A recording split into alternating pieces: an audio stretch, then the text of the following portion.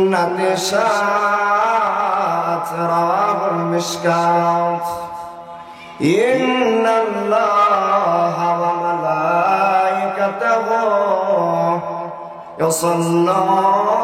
يصلون على النبي يا أيها الذين آمنوا صلوا عليه وسلموا تسليما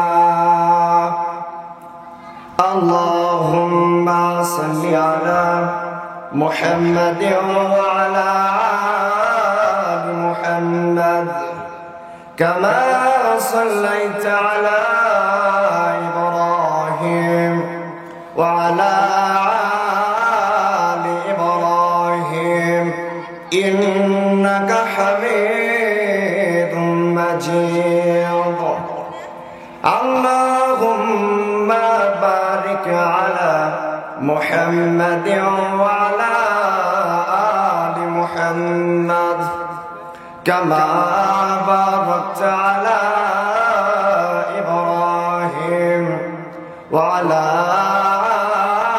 آل إبراهيم إنك حميد مجيد গোরস্থানের একটু মাটি বায়না করে রাখ রে গোরস্থানের একটু মাটি বায়না করে রাখ রে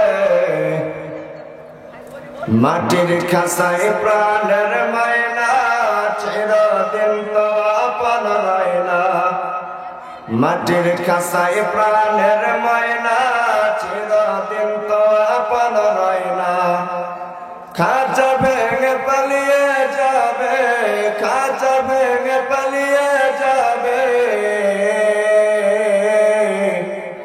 হইলে মাওলার ডাক রে গোরস্থানের একটু মাটি বাইনা করে রাখ রে গোরস্থানের একটু মাটি বায়না করে রাখ রে গোরস্থানের একটু মাটি বায়না করে রাখ কার লাগিয়া কান্দ মানুষ কার লাগিয়া হাস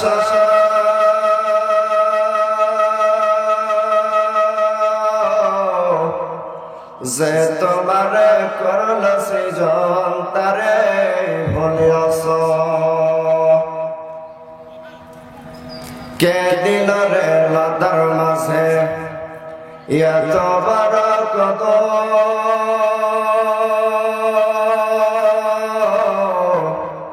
কার আদেশে মৌমাছিরা মৌসাকে দেয় মধু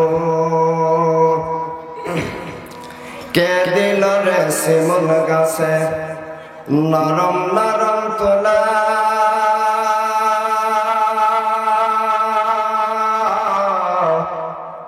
কার আদেশে চৈত্র মাসে জমিন মাঝে ধোলা কে দিল রে মরিচ গাছে মরিচ এত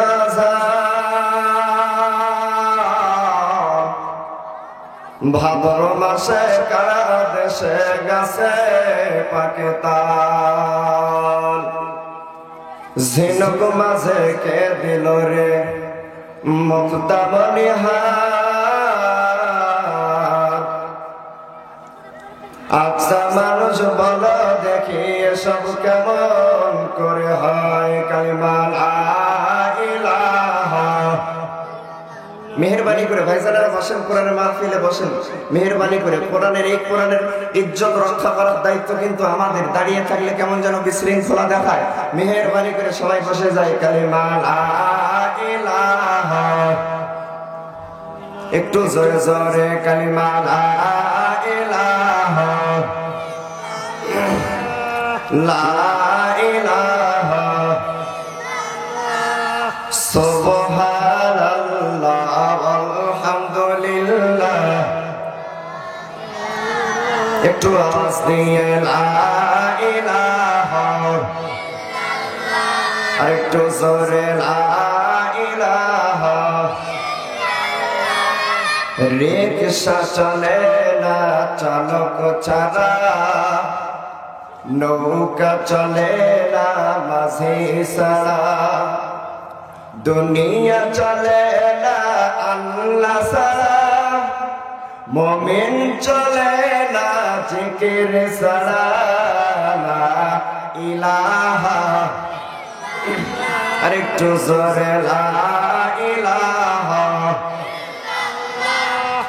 আমরাই গর্ব ইসলামের, কথা বলো ঠিক না? আমরাই গর্ব ইসলামের, নাই নীতি ভরায় নতুন সমাজ। কোরআনের পথে মোরা দরে যাই, রসুলের পথে মোরা দরে যাই। কণ্ঠে আমাদের এই কালিমা লা ইলাহা, জোরে লা ইলাহা, আওয়াজ দিয়ে লা ইলাহা, জোরে জোরে লা ইলাহা। নবীর সময় জিকির করলে আবু জেহেল নিষেধ করত। আজকে এখানে আল্লাহর নামের জিকির করলে কোন নাস্তিক বেঈমান মুনাফিকের বাচ্চা যদি বাধা দেওয়ার মন করে আসে, আমরা কি তাদেরকে ছেড়ে দিব? ওই সমস্ত নাস্তিক বেঈমান মুনাফিকের বাচ্চাদেরকে ধরে আমরা জিহ্বা পায়ের নিচে ফেলে ছেড়ে ফেলে দেব। কথা বলেন ঠিক কিনা? মুসলমান সিংহের জাত, মুসলমান বীরের জাত।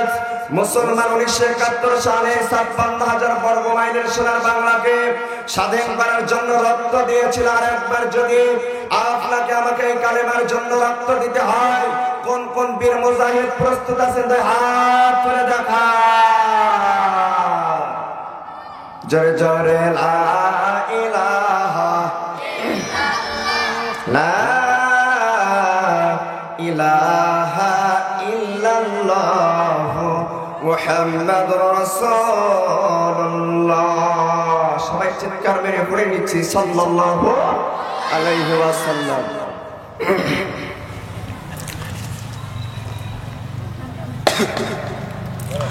ঐতিহ্যবাহী চাঁপাইনবাবগঞ্জ জেলার শিবগঞ্জ থানার অন্তর্গত সাবেকলা ভাঙ্গা ফুটকিতলা মরহুম মাওলানা কবির আলীর আমবাগানের ঐতিহাসিক তাফসীরুল কোরআন মাহফিলের আজকে দ্বিতীয় রজনী। আজকের মাহফিলের সম্মানিত সভাপতি, আমার মতন হাজার আলেম উস্তাদ, যিনি সারা জীবন জ্ঞানের আলো ছড়িয়েছেন, আলহাজ হযরত মাওলানা আবু সালেহ মোহাম্মদ জিয়াউল হক, ভাইস প্রিন্সিপাল চাঁপাইনবাবগঞ্জ কামিল মাদ্রাসা। মঞ্চে উপবিষ্ট সম্মানিত ব্যক্তিবর্গ, আমার সামনে বসে আছেন কোরআন প্রেমিক তাওহীদি জনতা, পদ্মার অন্তরালে অবস্থানরত সম্মানিত আবেদা সালেহা মা এবং বোনেরা, সকলকে নিয়ে আমি আরেকটি বার রাসূলের সুন্নাহ মোতাবেক সালাম পরিবেশন করতে চাই।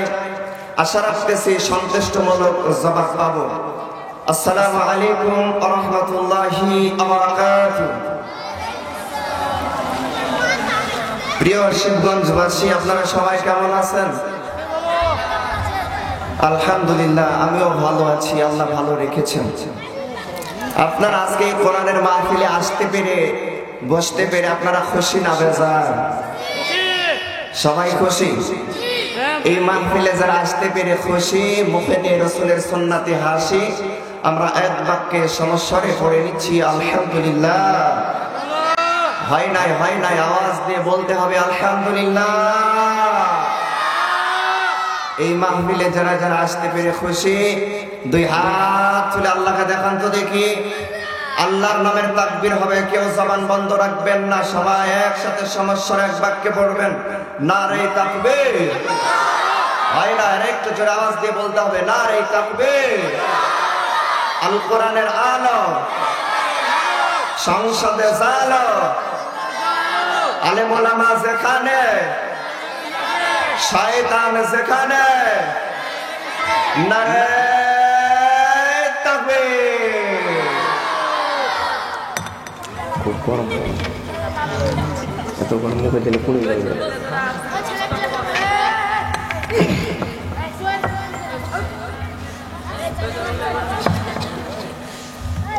আমরা যে মাহফিলে এসেছি আল্লাহর কিন্তু অশেষ মেহেরবানি, কথা বলেন ঠিক কিনা? আল্লাহ পাক রব্বুল আলামিন যদি চাইতেন আপনাকে আমাকে কিন্তু হাসপাতালের বেডে শুয়ে রাখতে পারতেন, কথা বলেন ঠিক কিনা? আলহামদুর মধ্যে আছে 5টা হরফ, কয়টা? আওয়াজ দিয়ে বলতে হবে কয়টা?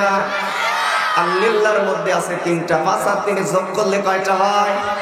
8টা। আল্লাহ পাক রব্বুল আলামিন বলেন কোন আল্লাহর বান্দা এবং বান্দির মুখ থেকে যখন এই 8টি হরফ উচ্চারিত হয় আমি আল্লাহ পাক রব্বুল আলামিন তার জন্য 8টি জান্নাতের দরজা বরাদ্দ করে দেয়। জোরে বলেন আল্লাহু আকবার। তাহলে আল্লাহ রাব্বুল আলামিন আমাদেরকে কোরআনুল কারীমের মাহফিলে আসার এবং বসার তৌফিক দান করেছেন এবং আল্লাহ পাক রব্বুল আলামিনের আমরা শুকরিয়া আদায় করেছি। আপনি আমি সর্ব অবস্থায় আল্লাহর শুকরিয়া আদায় করতে হবে, কথা বলেন ঠিক কিনা? আমরা সবাই হযরতে নূহ নবীর নাম শুনেছি, শুনেন নাই আপনারা? তিনি একজন মস্ত বড় নবী ছিলেন। কি ছিলেন? এই যে সমস্ত ছোট ছোট কচি কচি বাচ্চারা, বাবা আপনারা একটু মেহেরবানি করে বসে যান, বিশৃঙ্খলা কেমন যেন দেখাচ্ছে। যারা ভলেন্টিয়ার ভাইরা আছেন মেহেরবানি করে এই সমস্ত ছোট ছোট বাচ্চাদেরকে বসিয়ে দেন। তাহলে আপনারা সবাই হযরতে নূহ নবীর নাম শুনেছেন, তাই না? তিনি কি ছিলেন? মস্ত বড় একজন নবী ছিলেন। তিনি একদিন শুকনো খটখটে মাটির উপর নৌকা বানাচ্ছে। কি বানাচ্ছে? আস্তে না জোরে বলতে হবে, কি বানাচ্ছে? আরো জোরে। জোর হলো না? নৌকার মিছিল করলে গুনাহ হবে? নৌকার মিছিল করলে কি বাধা দেবে নাকি? আমাদের দেশের প্রাইম মিনিস্টার মাননীয় প্রধানমন্ত্রী শেখ হাসিনা বলেছেন হযরতে নূহ নবীর নৌকাই হলো আমার নৌকা। কি বলেছেন? নূহ নবীর নৌকাই হলো আমার নৌকা। আমি তো এই নৌকার কথাই বলতেছি। নৌকার কথা বললে সমস্যা হবে নাকি? কোনো সমস্যা নেই। তাহলে হযরতে নূহ নবী একদিন কি বানাচ্ছেন? নৌকা বানাচ্ছেন। শুকনো খটখটে মাটির উপর যখন নৌকা বানায় ওই এলাকার একজন বৃদ্ধা মহিলা এসে হযরতে নূহ নবীকে ডাক দিয়ে বলে, বাবা নূহ, তুমি যে নৌকা বানাচ্ছ এই নৌকা চালানোর জন্য তো পানির দরকার, কিন্তু অত্র এলাকার মধ্যে পানি নাই। আমার প্রিয় মুসলমান ভাইরা গভীর মনোযোগ দিয়ে কথা বলা শুনতে হবে। হযরতে নূহ নবী যখন শুকনো খটখটে মাটির উপর নৌকা বানায় বুড়ি এসে ডাক দিয়ে বলে, হে আল্লাহর নবী নূহ, তুমি যে নৌকা বানাও নৌকাটা চালানোর জন্য তো পানির দরকার, কিন্তু অত্র এলাকার মধ্যে কোথাও পানি নাই। আল্লাহর নবী নূহ ডাক দিয়ে বলে, বুড়িমা, আল্লাহ রাব্বুল আলামিন কিছুদিনের মধ্যে বন্যা নামক গজব দিবেন। কি দিবেন? বন্যা নামক গজব দিবেন। আল্লাহ রাব্বুল আলামিন এই বন্যা নামক যখন গজব নাযিল করবেন এই নৌকার যাত্রী হবে যারা, পৃথিবীতে কেবলমাত্র বেঁচে থাকবে যারা, আর নৌকার বাহিরের লোক হবে যারা, পৃথিবীতে ধ্বংস হয়ে যাবে তারা। বুড়ি এখন ডাক দিয়ে বলে, বাবা নূহ, এই নৌকার যাত্রী হতে গেলে আমাকে কি করতে হবে? হযরতে নূহ নবী ডেকে ডেকে বলে, বুড়ি মা, এই নৌকার যাত্রী হতে গেলে তেমন কিছু করতে হবে না, শুধু জবান ছেড়ে একটা কালেমা পড়তে হবে। যারা পারেন আমার সাথে পড়ুন, লা ইলাহা ইল্লাল্লাহ নূহ নবিয়ুল্লাহ। বুড়ির হাতে হাত দিয়ে নূহ নবী যখন কালেমাটা পড়া দেয়, নূহ আলাইহিস সালাম বুড়িকে ডাক দিয়ে বলে, বুড়িমা, আপনি বাড়িতে চলে যান। যেই দিন আল্লাহ রাব্বুল আলামিন বন্যা নামক গজব নাযিল করবেন ওই দিন আমি আপনাকে ডেকে হাতে হাত দিয়ে নৌকার মধ্যে উঠা নেব। আল্লাহ রাব্বুল আলামিন বন্যা নামক গজব নাযিল করে দিলেন। এক নয়, দুই নয়, দীর্ঘ 39 দিনের মাথায় আল্লাহ পাক রব্বুল আলামিন হযরতে নূহ আলাইহিস সালামকে ডাক দিয়ে বলে, হে নূহ, তোমার কি ঠিক আছে? হযরতে নূহ নবী ডাক দিয়ে বলে, আল্লাহ,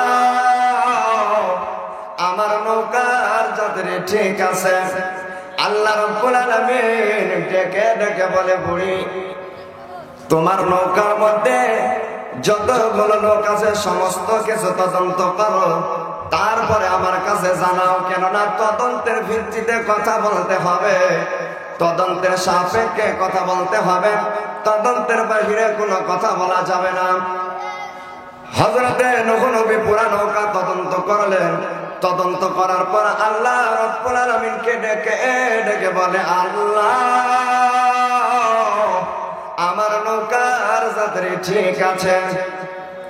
আল্লাহ পাক রব্বুল আলামিন ডেকে বলে, হে নূহ, তোমার নৌকার যাত্রী যদি ঠিক থাকে তাহলে বলো তো বুড়ি গেল কোথায়? কেননা বুড়ি নৌকার মধ্যে নাই।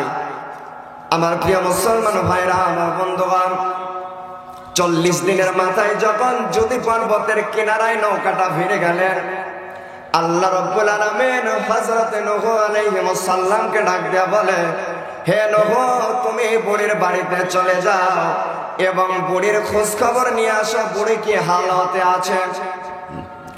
এই কথা যখন বললেন, আল্লাহ পাক রব্বুল আলামিনকে হযরতে নূহ আলাইহিস সালাম ডাক দিয়ে বলে, ইয়া রব্বুল আলামিন, পৃথিবীতে কিছু বেঁচে নাই, আমার তো মনে হয় বুড়িও ধ্বংস হয়ে গেছে।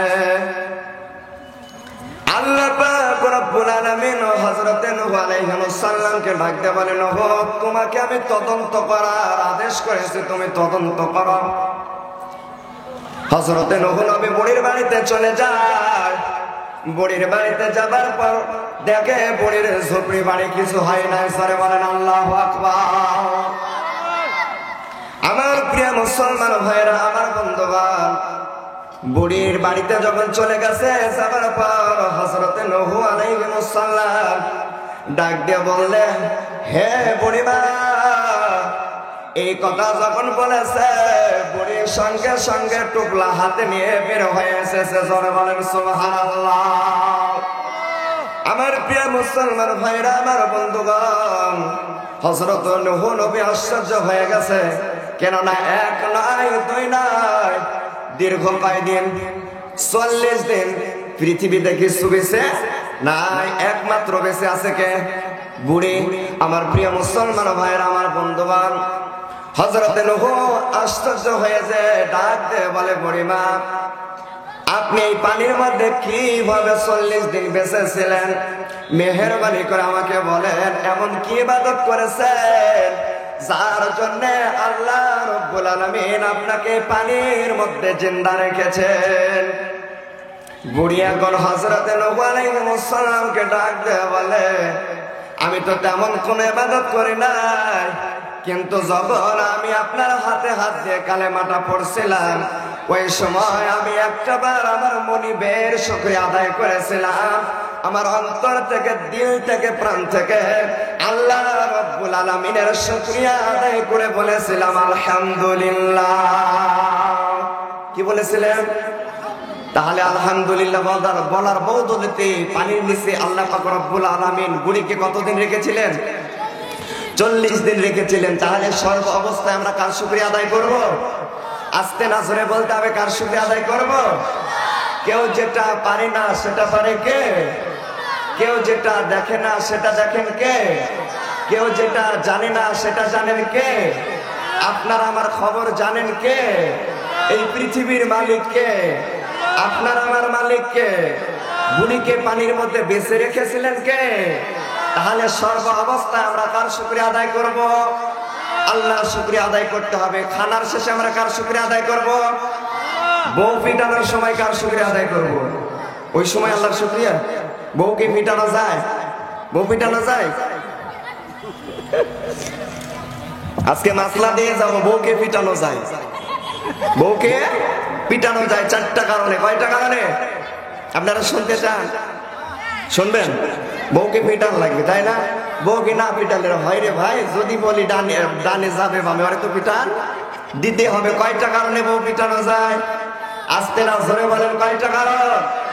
4টা কারণে বউকে পিটানো যায়। আমার ওয়াজের শেষে বলে যাবেন ইনশাআল্লাহ, আগে বলে যাবেন না তাহলে আপনারা চলে যাবেন। আচ্ছা যাই হোক, তাহলে সর্ব অবস্থায় আমরা আল্লাহর শুকরিয়া আদায় করবো ইনশাআল্লাহ। রাসূলের প্রতি দরুদ ও সালাম পাঠাচ্ছি, যিনি ছিলেন মক্কাওয়ালা মদিনাওয়ালা, রহমতের ভান্ডার, উম্মতের কান্ডার, যে রাসূল এই আয়ামে জাহিলিয়াতের যুগে এসেছিল নূরের বাতি নিয়ে, সেই রাসূলের প্রতি আমরা সংক্ষেপে দরুদ পড়ে নিচ্ছি।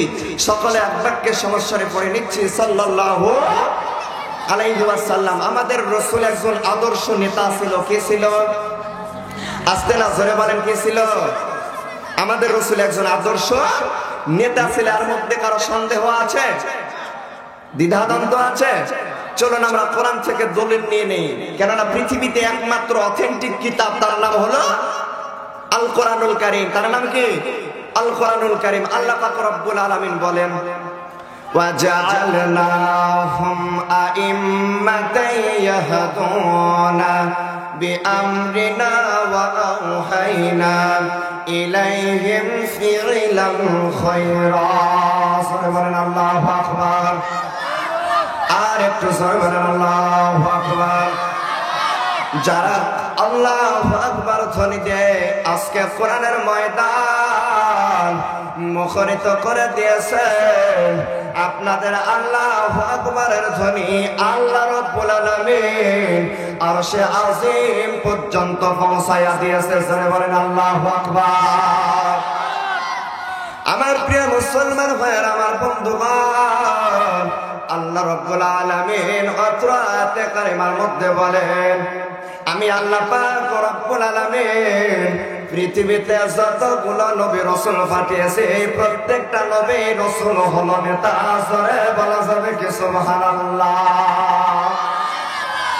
তাহলে আল্লাহ পাক রব্বুল আলামিন পৃথিবীতে যতগুলো নবী রাসূল পাঠিয়েছে, প্রত্যেকটা নবী রাসূলকে কি করে পাঠিয়েছে? আস্তে না জোরে বলেন কি করে পাঠিয়েছে? নেতা করে পাঠিয়েছে। আমার রাসূলকে আল্লাহ পাক রব্বুল আলামিন এক্সট্রা করে নেতা বলে ডাক দিয়েছেন। জোরে বলেন আল্লাহু আকবার। আল্লাহ পাক রব্বুল আলামিন সূরা ইয়াসিনের মধ্যে বলেন, ইয়াসিন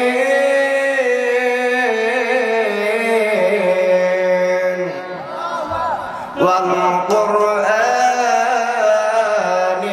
হাকীম।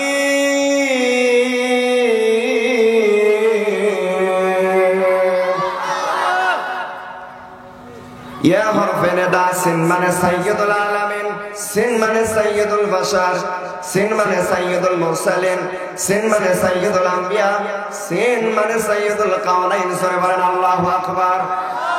তাফসীর ইবনে কাসিরের মধ্যে ইয়াসিন শব্দের ব্যাখ্যায় মুফাসসিরিন কেরামগণ 5টা অর্থ দিয়েছেন। চলো আমরা এই 5টা শব্দ নিয়ে একটু গবেষণা করি, কেননা কোরআন হলো গবেষণার কিতাব। কিসের কিতাব? আল্লাহ রাব্বুল আলামিন বলেন, আফালা ইয়াতাদাব্বারুনাল কোরআন, তোমাদের কি হয়েছে তোমরা কোরআন নিয়ে গবেষণা করো না? কিন্তু বর্তমানে আমরা আল্লাহর কালাম নিয়ে গবেষণা করি না, বর্তমানে আমরা কোরআন নিয়ে গবেষণা করি না, আমরা বর্তমানে গবেষণা করি হলো রবীন্দ্রনাথ ঠাকুরের জীবনী নিয়ে। কথা বলেন ঠিক কিনা? আমরা গবেষণা করি লালন ফকিরের জীবনী নিয়ে। ভুল বললাম নাকি? কিয়ামত পর্যন্ত যদি আপনি লালন ফকিরের জীবনী নিয়ে গবেষণা করেন, ওই বেটা হিন্দু ছিল না মুসলমান ছিল কে জানে? বলতে পারে কেউ? তো ওই বেটার জীবনী নিয়ে যদি আপনি আমি কি করি গবেষণা করি, কোন সঠিক তথ্য পাবো?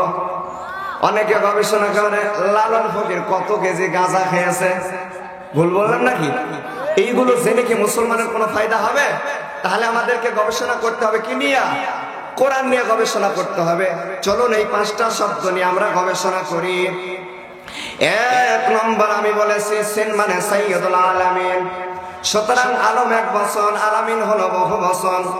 আল্লাহ রাব্বুল আলামিন যতগুলো জগৎ বানিয়েছেন, প্রত্যেকটা জগতের জন্য আমার নবী বিশ্ব নবী হলো নেতা। যারা বলেন আল্লাহু আকবার। আমার প্রিয় মুসলমান ভাইরা, বাংলাদেশে 12 লাখ রোহিঙ্গাকে জায়গা দিয়েছে। কয় লাখ বললাম? 12 লাখ রোহিঙ্গাকে বাংলাদেশ জায়গা দিয়েছে। আচ্ছা, যারা ঘোরাফেরা করছে এই সমস্ত রোহিঙ্গার জায়গা কি এই জায়গায় হবে না? এই সমস্ত রোহিঙ্গারা ঘুরে বেড়ায় কেন? আপনারা বসেন মেহেরবানি করে, কোরআনের মাহফিল এটা বিশৃঙ্খলা। আমরা সবাই বসে যাই প্রিয় ভাইরা, আমরা কেউ ঘুরবো না ইনশাআল্লাহ, আমরা বসে যাই নিজ নিজ দায়িত্বে। তাহলে 1 নম্বর হলো সিন মানে সাইয়্যিদুল আলামিন, দ্বিতীয় নম্বর হলো সিন মানে সাইয়্যিদুল বাশার। বাশার শব্দের অর্থ হলো মানুষ। সুতরাং সেই ব্যক্তি দুনিয়াতে আসার পর মানুষ বলে বিবেচিত, মানুষ বলে স্বীকৃত যে আমি একজন মানুষ, কিন্তু এখন পর্যন্ত মানুষ বলার পরেও আমার রাসূলকে নেতা বলে মানে নাই। ইয়াসিন শব্দের ব্যাখ্যায় সে আর মানুষ থাকতে পারে না, সে অন্য কিছু। আপনি পৃথিবীতে আসার পর মানুষ বলে স্বীকৃতি দিবেন, মানুষ বলে পদপার্থিত, মানুষ বলে বিবেচিত করবেন, কিন্তু আমার রাসূলকে নেতা মানবেন না। ইয়াসিন শব্দের ব্যাখ্যায় আপনি মানুষ থাকতে পারেন না। আমার প্রিয় মুসলমান ভাইরা, তৃতীয় নম্বর হলো সিন মানে সাইয়্যিদুল মুরসালিন। মিশকাত শরীফের 511 নম্বর পৃষ্ঠার হাদিস, আল্লাহ পাক রব্বুল আলামিন পৃথিবীতে 115 জন রাসূল পাঠিয়েছেন। কতগুলো? আস্তে না জোরে বলেন। 115 জন রাসূল পাঠিয়েছিল। সুতরাং 115 জন রাসূলের জন্য আমার নবী বিশ্ব নবী হলো নেতা। জোরে বলেন সুবহানাল্লাহ। আমার প্রিয় মুসলমান ভাইরা, আমার বন্ধুগণ, চতুর্থ নাম্বার হলো সাইয়্যিদুল আম্বিয়া। আল্লাহ পাক রব্বুল আলামিন 1 নয় 2 নয় 1,24,000 মতান্তরে 2,24,000 নবী পাঠিয়েছিল। সুতরাং 1,24,000 মতান্তরে 2,24,000 নবীর জন্য আমার নবী বিশ্ব নবী হলো নেতা। জোরে বলেন সুবহানাল্লাহ। আমার প্রিয় মুসলমান ভাইরা, আমার বন্ধুগণ, পঞ্চম নাম্বার হলো সাইয়্যিদুল মুরসালিন। পঞ্চম নাম্বার হলো সাইয়্যিদুল কাউনাইন। কাউনাইন শব্দের অর্থ হলো উভয় জগৎ। কি জগৎ? উভয় জগৎ। আল্লাহ পাক রব্বুল আলামিন আপনাকে আমাকে দুনিয়ার মায়া ত্যাগ করে কিন্তু পরপারে নিয়ে যাবেন। কথা বলুন ঠিক কিনা? যাইতে হবে কি হবে না? আপনি আমি এই দুনিয়ার মায়া ত্যাগ করে কিন্তু একদিন কবর নামক দেশে যাইতে হবে। সুতরাং প্রত্যেকটা মুমিন ব্যক্তির সামনে 5টা বড় বড় ঘাটি অপেক্ষা করছে। কয়টা? মৃত্যু, কবর, হাসর, মিজান, ফুলসিরাত। কয়টা বললাম? মৃত্যু, কবর, হাসর, মিজান, ফুলসিরাত। এই 5 জায়গায় নেতৃত্ব দিবেন আমার নবী বিশ্ব নবী জনাবে মুহাম্মদুর রাসূলুল্লাহ সাল্লাল্লাহু আলাইহি ওয়াসাল্লাম। আপনি আমি যদি রাসূলকে নেতা না মানি, এই 5 জায়গায় কি পাওয়া যাবে? আমার কথা মনে হয় বুঝেন নাই। আপনি আমি যদি দুনিয়াতে রাসূলকে নেতা না মানি, এই 5 জায়গায় পাওয়া যাবে। এক্সাম্পল, কেউ মাইন্ড করেন না। মনে করেন আপনি আওয়ামী লীগের মিছিল করলেন, আপনি যদি বিএনপির অফিসে যাইয়া বসেন, চা খাওয়াবে? চালাচুলি করেন না কেন? খাওয়াবে। আচ্ছা, বিএনপির মিছিল করলেন, আওয়ামী লীগের অফিসে যাইয়া বসলেন, মনে হয় নাস্তা খাওয়াবে? খাওয়াবে না? এইটা যদি দুনিয়ার দলের সিস্টেম হয়, যে এক দলের মিছিল করে অন্য দলের অফিসে যাইয়া বসলে যেমন খাওয়া পাওয়া যায় না, আপনি আমি যদি দুনিয়াতে আমার রাসূলকে নেতা না মানি, এই 5 জায়গায় পাওয়া যাবে না। কথা বলুন ঠিক কিনা? তাহলে আমাদের রাসূলকে কি মানতে হবে? নেতা মানতে হবে। শুধু এই ওয়াজের প্যান্ডেলে নেতা মানলে চলবে না, রান্নাঘর থেকে নিয়ে পার্লামেন্ট পর্যন্ত রাসূলকে নেতা মানতে হবে। রান্নাঘর থেকে নিয়ে পার্লামেন্ট পর্যন্ত আমার রাসূলকে কি মানতে হবে? নেতা মানতে হবে। আপনি আমি যদি রাসূলের একটা মৃত সুন্নাত বা মরা সুন্নাত চালু করতে পারি, আল্লাহ রাসূল বলেছেন তার আমল নামায় 100টা গলা কাটা শহীদের সওয়াব দান করা হয়। সুবহানাল্লাহি ওয়া বিহামদিহি। আমার প্রিয় মুসলমান ভাইরা, আপনি আমি যদি রাসূলকে নেতা না মানি, আপনার আমার কপালটা পড়ে যাবে। নামাজ দিয়ে কোনো উপকার হবে না, রোজা দিয়ে কোনো উপকার হবে না, যাকাত দিয়েও কোনো উপকার হবে না, হজ করেও কোনো উপকার হবে না। তার জ্বলন্ত প্রমাণ আব্দুল্লাহ ইবনে উবাই। সংক্ষেপে বলে আমি তিলাওয়াতকে তো আয়াত নিয়ে আলোচনা করব ইনশাআল্লাহ।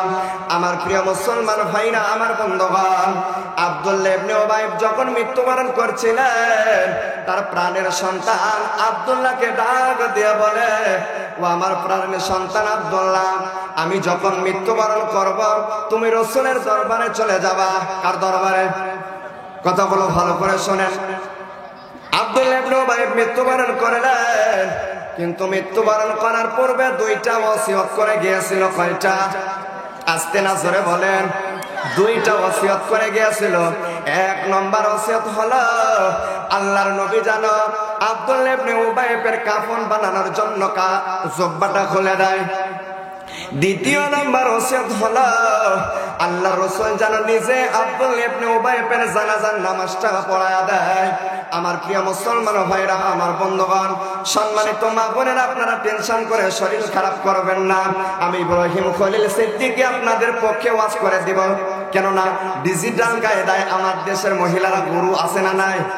মহিলাদের ওয়াজ করার দরকার আছে না নাই? সম্মানিত মা বোনেরা, আপনাদের ওয়াজ আসতেছে ইনশাআল্লাহ, সময় ইনশাআল্লাহ আপনাদের ওয়াজ করা হবে। তাহলে আব্দুল্লাহ ইবনে উবাই কি করলো? মৃত্যুবরণ করলো।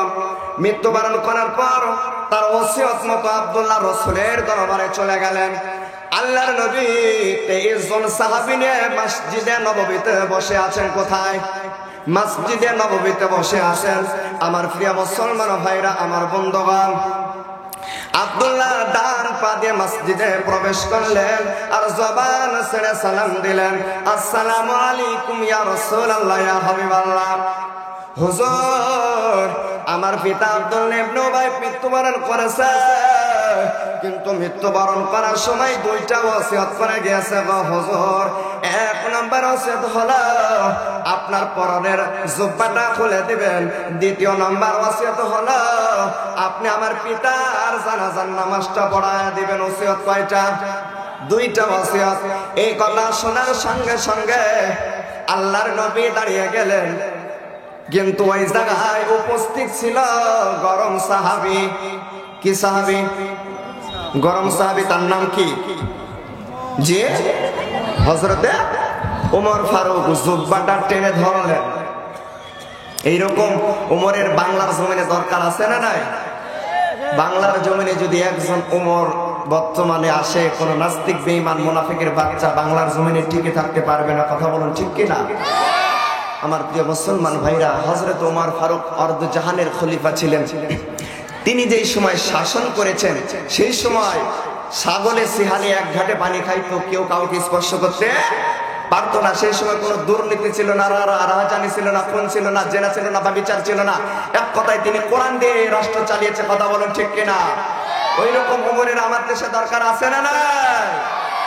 আমার দেশে যতই চুরির আইন করা হোক, চুরি বন্ধ হবে? চুরি বন্ধ হবে না। এই কোরআন যদি পার্লামেন্টে চালু করা হয়, চুরি এমনিতেই বিলুপ্ত হয়ে যাবে। কথা বলেন ঠিক কিনা? আমরা এমন এক দেশে বাস করি ভাই, আমার দেশে পায়খানা পর্যন্ত নিরাপদে নাই। কথা বলেন ঠিক কিনা? তার জ্বলন্ত প্রমাণ আমি আপনাদেরকে এক্সাম্পল একটা কথা বলি। এক লোক যাচ্ছে নরমাল বাসে চড়ে ঢাকাতে। কোথায়? নরমাল বাসে চড়ে যাচ্ছে কোথায়? ঢাকাতে যাচ্ছে। তো যাইতে যাইতে লোকটার পেটে ছিল গন্ডগোল। কি ছিল? গন্ডগোল। বুঝতেছেন তো? পেট খারাপ ছিল। তো যাই হোক, যাবার কিছু দূর যাবার পর আপনার মনে করেন যে সুপারভাইজারকে ডাক দিয়ে বলতেছি, ভাই আমাকে 10টা মিনিট সময় দেন, আর যদি তা না হয় আমাকে নেমে দেন, আমি চলে যাই। তো ডাক দিয়ে বলে যে হুজুর, আপনাকে এক কাজ করেন, পিছনে যে আল্লাহ আল্লাহ করেন, আপনাকে নেমে দেওয়া যাবে না, গাড়ি থামানো যাবে না। আল্লাহ আল্লাহ করে কি আর পেটের গন্ডগোল থামে রে ভাই? ও কি করেছে, লাস্টের সিটগুলো খালি ছিল, 2 সিটের মাঝখানে বসেছে। ভ্রমণ করার জন্য একটা পলিথিন নিয়েছিল, ওই পলিথিনের মধ্যে বসে ওই কাজ করেছে। করার পর ওই পলিথিন নিয়ে যদি দরজা দিয়ে নিয়ে যে ফালাই দেয়, বদনাম হবে কি হবে না? বদনাম হবে। ব্যাগের মধ্যে ছিল রুমাল, নতুন রুমাল, এরকম ওই রুমালে করে সুন্দর করে মলটা বেঁধে দিয়েছে। বাঁধার পর জানালা দিয়ে ফালাই দিবে কি দিবে, একবারে যখন ফালাই দিয়েছে একবার এক মোটর সাইকেল এলার সামনে পড়েছে। মোটর সাইকেল আলা ব্রেক করেছে, ব্রেক করার পর সুন্দর করে নতুন রোমানে কি ছিল, মাল ছিল, সুন্দর করে উঠাই নিয়ে ব্যাগের মধ্যে নিয়ে চলে গেছে। সুবহানাল্লাহ বলে, সুবহানাল্লাহ বলে। বলেন তো নতুন রুমালের মধ্যে কি আছে? মোটর সাইকেল আলা মনে করেছে নতুন রুমালে করে কি যেন পড়েছে, হয়তো বা ভিতরে নতুন কোন মাল, ও বাড়ি যে টের পাবে কোন মাল আছে। কথা বলেন ঠিক কিনা? আমি যে কথা আপনাদেরকে বোঝাতে চাচ্ছিলাম, আমরা এমন এক দেশে বা এমন এক রাষ্ট্রে বাস করি যেই দেশে পায়খানা পর্যন্ত নিরাপদে। আমার প্রিয় মুসলমান ভাইরা, তাহলে ওমর ফারুক কি করলেন? জুব্বাটা টেনে ধরলেন।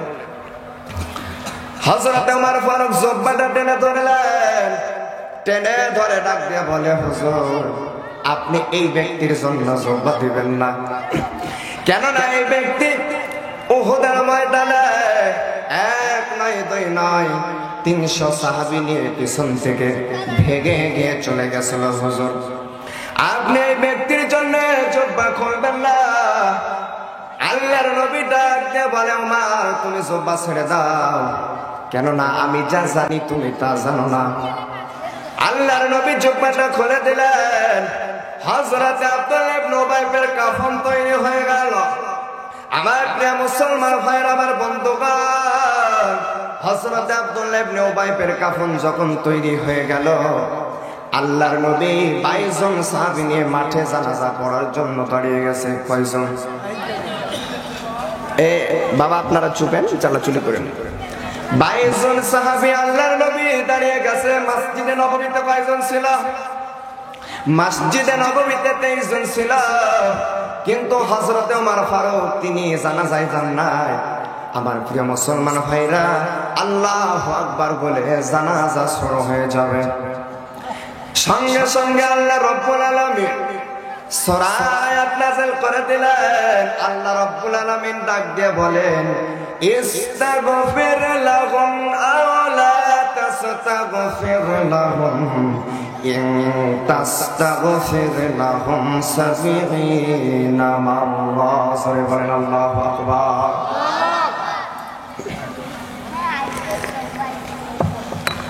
আমার প্রিয় মুসলমান ভাইরা, আল্লাহ রাব্বুল আলামিন নতুন আয়াতে কারিমার মধ্যে বলেন, হে নবী আপনি এই ব্যক্তির জন্য এক নয় দুই নয় 70 বার যদি ক্ষমা চান, আল্লাহ রাব্বুল আলামিন একে মাফ করবে না। কতবার?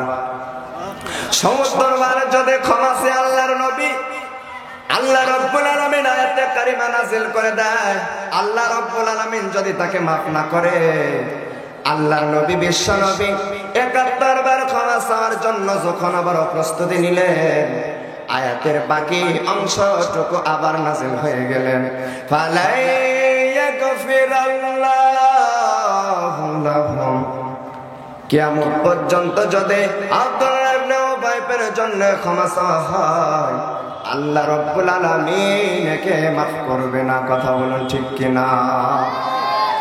আমার প্রিয় মুসলমান ভাইরা, আয়াতের মধ্যে রয়েছে হোম, এটা হলো বহুবচন জমির।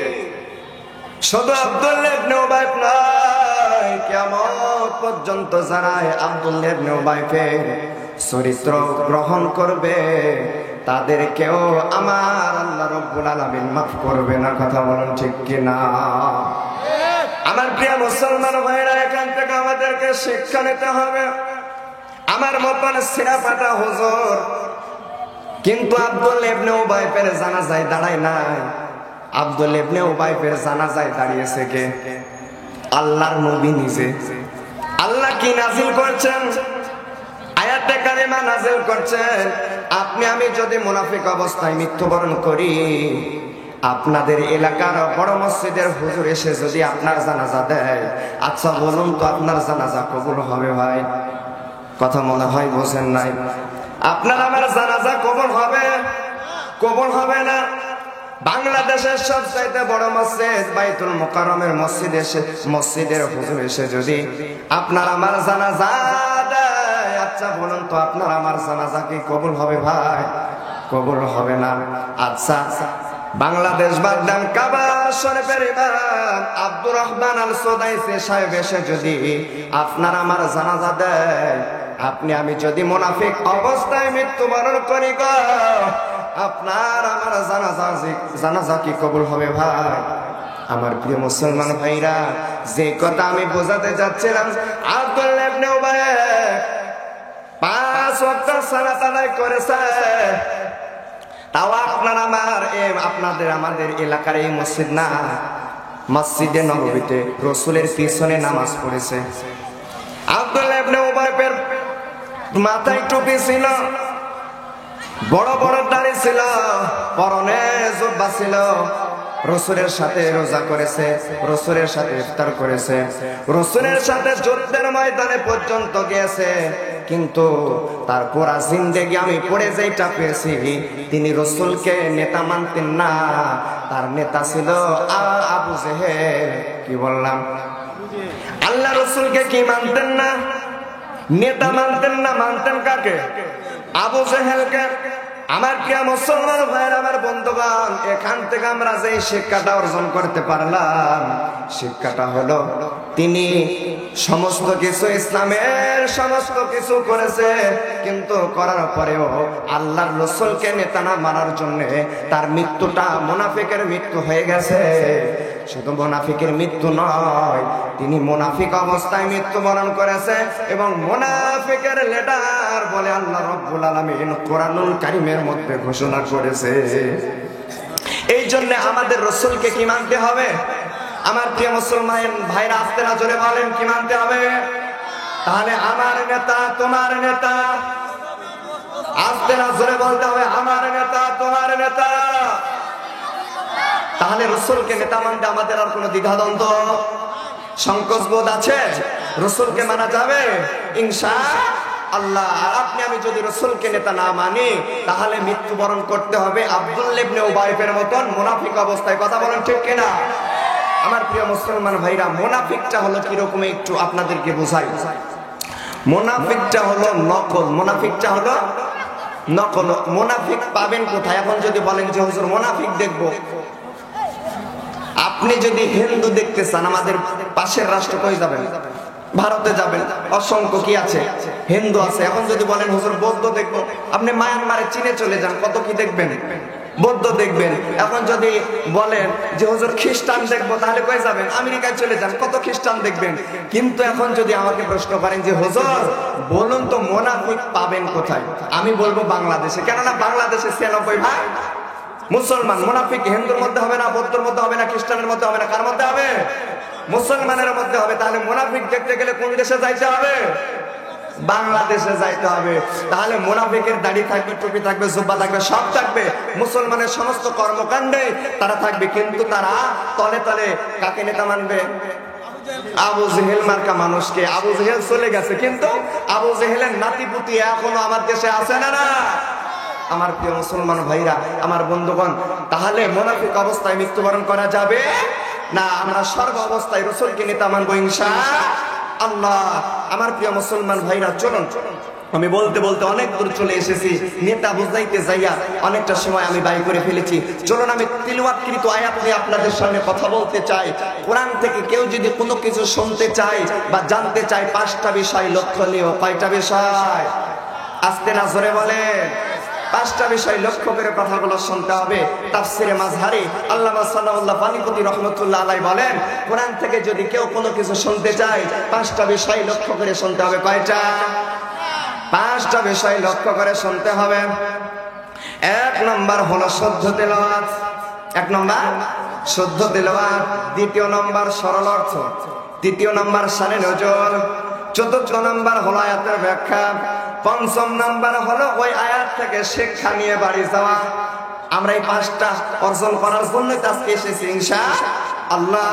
আমি পবিত্র কালামুল্লাহ শরীফ থেকে সূরা আল কাউসার তিলাওয়াত করেছি। কি তিলাওয়াত করেছি? এমন কোন লোক নাই যার সূরা আল কাউসার মুখস্থ। আমাদের মুখস্থ আছে না নাই? চলুন আমরা কোরআনুল কারীমের সোনালী আয়াতটা আমরা একবার তিলাওয়াত করে নেই। আউযু বিল্লাহি মিনাশ শাইতানির রাজীম। বিসমিল্লাহির রাহমানির রাহিম।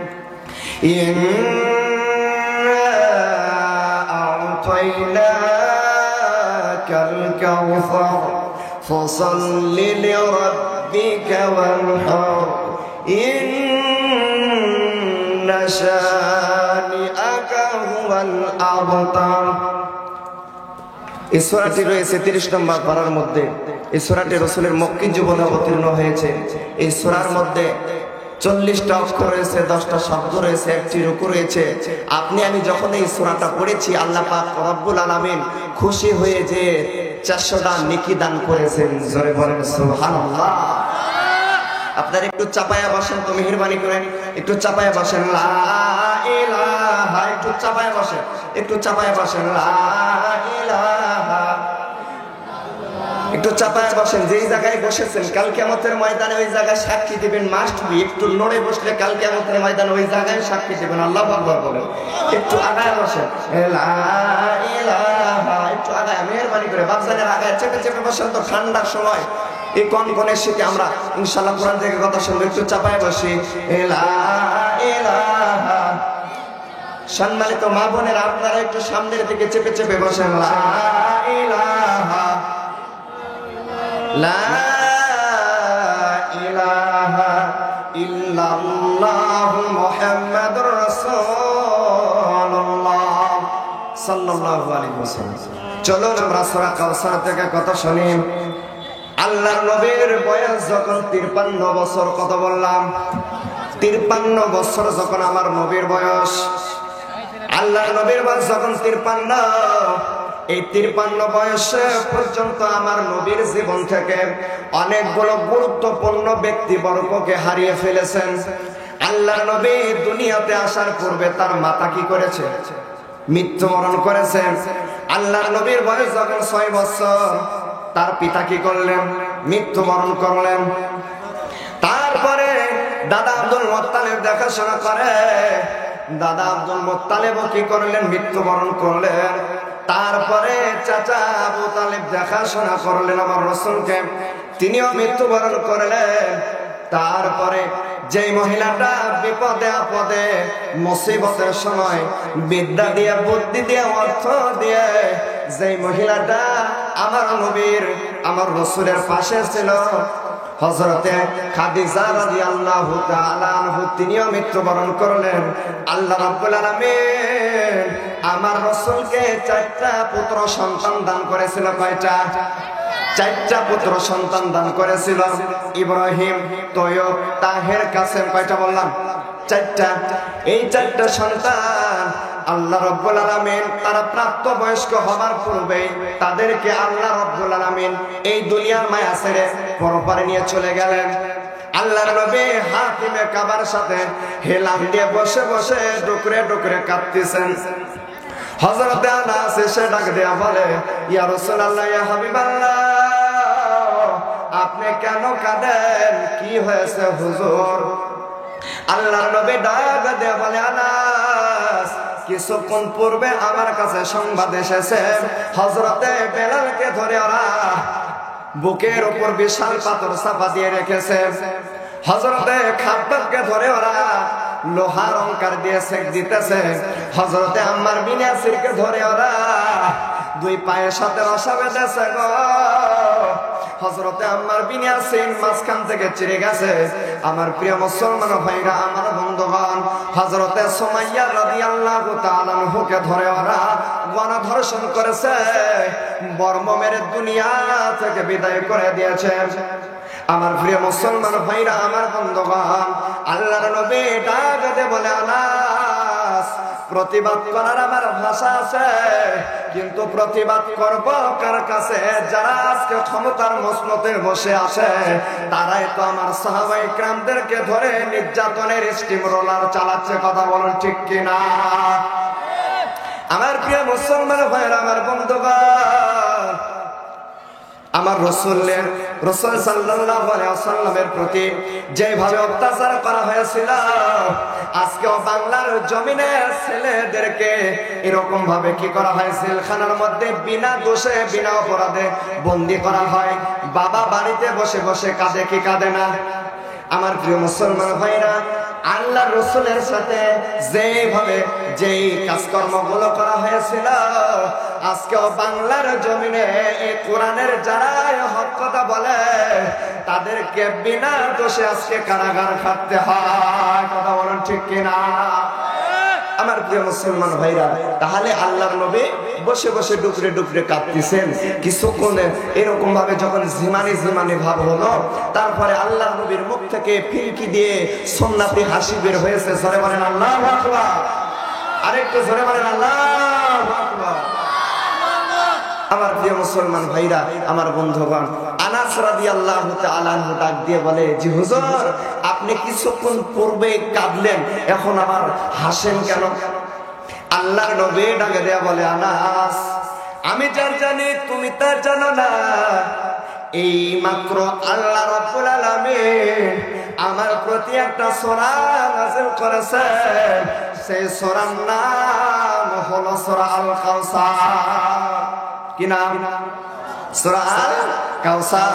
তাহলে বলেন তো, আল্লাহর রাসূলের প্রতি সূরা আল কাউসার কখন নাযিল হয়েছে? দুঃখের সময় না সুখের সময়? আস্তে না জোরে বলেন। দুঃখের সময়, কষ্টের সময়। কেননা আল্লাহর নবী এক এক করে সব নিকট আত্মীয়দেরকে কি করেছে? হারিয়ে ফেলেছে। আল্লাহ রাসূলের পুত্র সন্তান কয়টা বললাম? 4টা ছিল।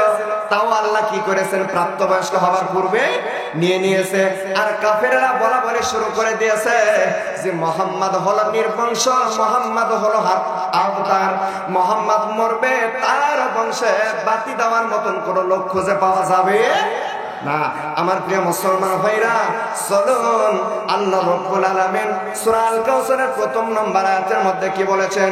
ইন্না আ'তাইনাকাল কাউসার। আল্লাহ রাব্বুল আলামিন বলেন, হে নবী, আপনাকে কাউসার দান করা হয়েছে। তাহলে আল্লাহ রাসূলকে আল্লাহ রাব্বুল আলামিন কাউসার দান করলেন। কাকে? আস্তে না জোরে বলেন। আল্লাহ কাকে দান করলেন? আমার রাসূলকে দান করলেন। তাহলে কাউসার রাসূল সাল্লাল্লাহু আলাইহি ওয়াসাল্লামের কাছে থাকবে। কাউসারটা কি? কাউসারটা হলো ঝর্ণা। কাউসার মানে ঝর্ণা। এইটা পাওয়া যাবে জান্নাতে। কোথায়? আস্তে না জোরে বলেন। কাউসার থাকবে কোথায়? জান্নাতে থাকবে। আর হাউস, যেটা আমরা হাউজে কাউসার বলে থাকি, আসলে কাউসার এক জিনিস, হাউস আরেক জিনিস। কাউসারটা থাকবে জান্নাতে, আর হাউসটা থাকবে কিয়ামতের ময়দানে। কাউসার থাকবে কোথায়? জান্নাতে। হাউস থাকবে কিয়ামতের ময়দানে আরশের ছায়াতলে। জোরে বলেন আল্লাহু আকবার। তাহলে ওই হাউজে কাউসারের পানি কি আপনারা খাইতে চান? কারা কারা খাইতে চান? দুই হাত তুলে দেখান তো। মাশাআল্লাহ, সবাই হাউজে কাউসারের পানি খাইতে চায়। আল্লাহর নবী বলেছেন, হাউজে কাউসারের পানি খাইতে গেলে 2টা গুণে গুণান্বিত হইতে হবে। কয়টা? আস্তে না জোরে বলেন। আর একটু জোরে বলেন। 2টা গুণ লাগবে বা 2টা কাজ করতে হবে, তাহলে হাউজে কাউসারের পানি আল্লাহ রাসূল দিবে।